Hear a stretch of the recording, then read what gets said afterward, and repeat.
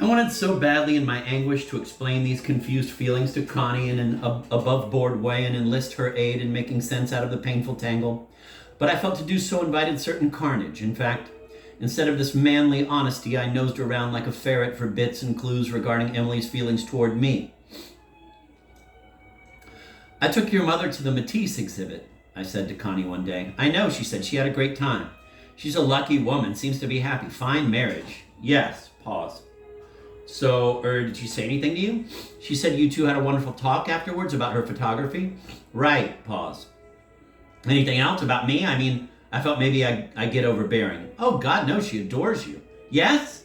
"With Danny spending more and more time with Dad, she thinks of you kind of like a son." "Her son?" I said, shattered. "I think she would have liked a son who was as interested in her work as you are. A genuine companion, more intellectually inclined than Danny, sensitive to her artistic needs a little. I think you fulfill that role for her." That night I was in a foul mood, and as I sat home with Connie watching television, my body again ached to be pressed in passionate tenderness against this woman who apparently thought of me as nothing more dangerous than her boy. Or did she? Was this not just a casual surmise of Connie's? Might Emily not be thrilled to find out that a man much younger than herself found her beautiful and sexy and fascinating and longed to have an affair with her quite unlike anything remotely filial? Wasn't it possible a woman of that age, particularly one whose husband was not overly responsive to her deepest feelings, would welcome the attention of a passionate admirer? And might I not, mired in my own middle-class background, be making too much of the fact that I was living with her daughter? After all, stranger things happen. Certainly amongst temperaments gifted with profounder artistic intensity. I had to resolve matters and finally put an end to these feelings which had assumed the proportions of a mad obsession. The situation was taking too heavy a toll on me, and it was time I either acted on it or put it out of my mind. I decided to act.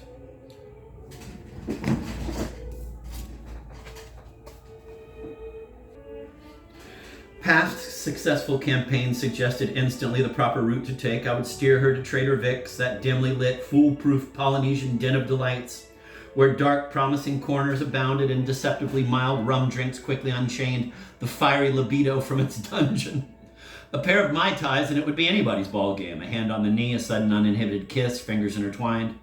The miraculous booze would work its dependable magic. It had never failed me in the past. Even when the unsuspecting victim pulled back with eyebrows arched, one could back out gracefully by imputing all to the effects of the island brew. "Forgive me," I could alibi. "I'm just so zonked by this drink, I don't know what I'm doing." Yes, the time for polite chit-chat was over, I thought. I am in love with two women, a not terribly uncommon problem. That they happen to be mother and child? All the more challenging. I was becoming hysterical, yet drunk with confidence. As I was at that point, I must admit that things did not finally come off quite as planned.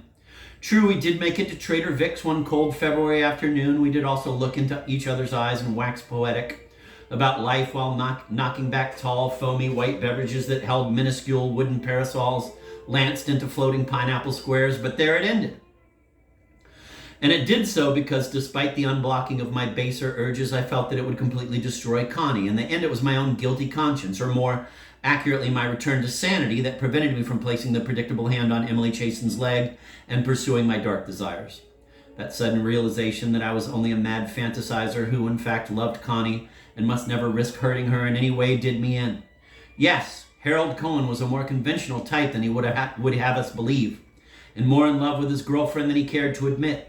This crush on Emily Chasen would have to be filed and forgotten. Painful as it might be to control my impulses toward Connie's mom, rationality and decent consideration would prevail.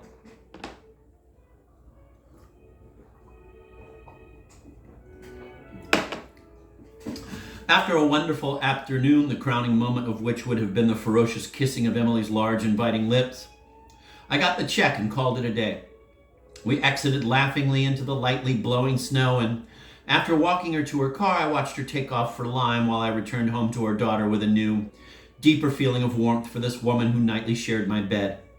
Life is truly chaos, I thought. Feelings are so unpredictable. How does anyone ever stay married for 40 years? This, it seems, is more of a miracle than the parting of the Red Sea, though my father, in his naivete, holds the latter to be a greater achievement. I kissed Connie and confessed the depth of my affection. She reciprocated. We made love. Dissolve, as they say in the movies, to a few months later. Connie can no longer have intercourse with me. And why? I brought it on myself like the tragic protagonist of a Greek play. Our sex began falling off insidiously weeks ago. What's wrong? I'd asked. Have I done something? God, no, it's not your fault. Oh, hell. What? Tell me. I'm just not up to it, she'd say. Must we every night? The every night she referred to was in actuality only a few nights a week and soon less than that. I can't, she'd say, guiltily when I'd attempt to instigate sex. You know I'm going through a bad time. What bad time? I asked incredulously. Are you seeing someone else? Of course not. Do you love me? Yes, I wish I didn't. So what? Why the turn-off? And it's not getting better, it's getting worse. I can't do it with you, she confessed one night. You remind me of my brother. What? You remind me of Danny. Don't ask me why. Your brother? You must be joking. No. But he's a 23-year-old blonde wasp who works in your father's law practice. And I remind you of him? It's like going to bed with my brother, she wept. Okay, don't cry. We'll be all right. I have to take some aspirin and lie down. I don't feel well.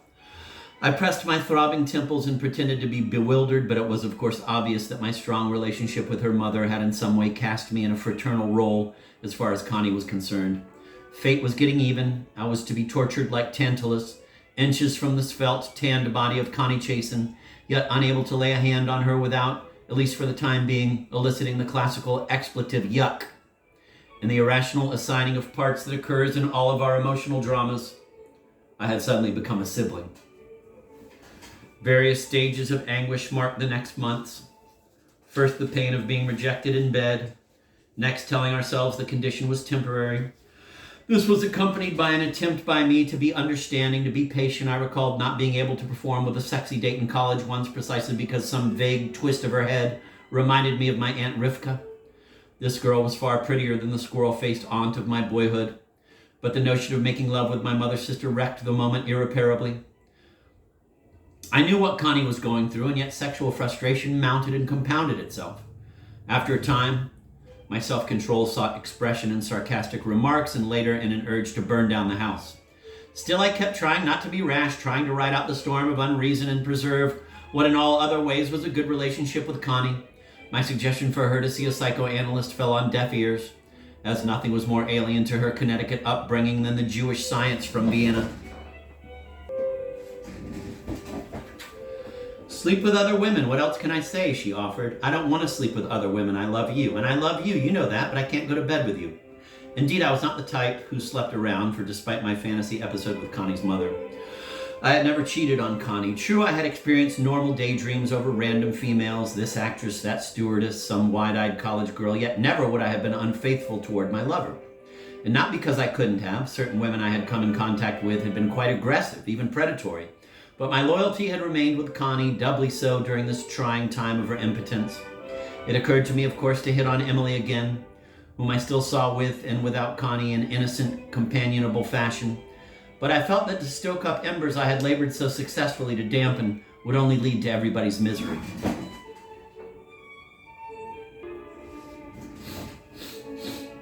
This is not to say that Connie was faithful.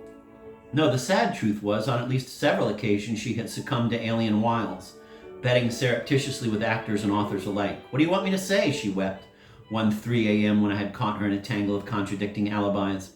I only do it to assure myself I'm not some sort of a freak, that I still am able to have sex.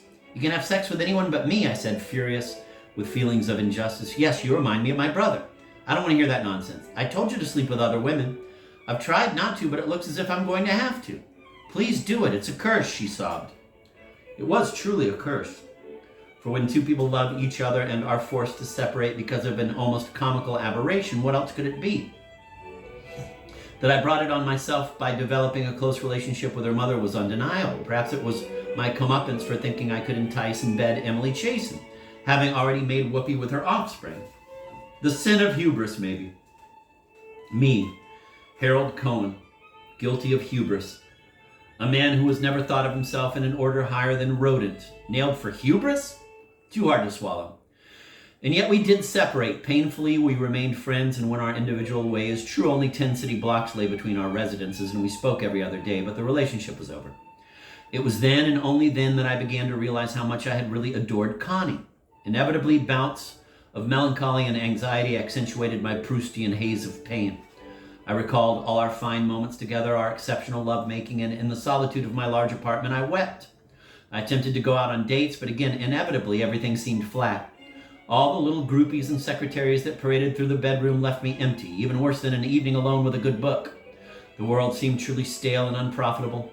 Quite a dreary, awful place until one day I got the stunning news that Connie's mother had left her husband and they were getting a divorce. Imagine that, I thought, as my heart beat faster than normal speed for the first time in ages.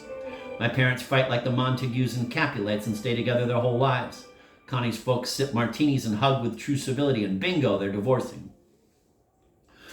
My course of action was now obvious, Trader Vic's. Now there could be no crippling obstacles in our path, though it would be somewhat awkward as I had been Connie's lover. It held none of the overwhelming difficulties of the past.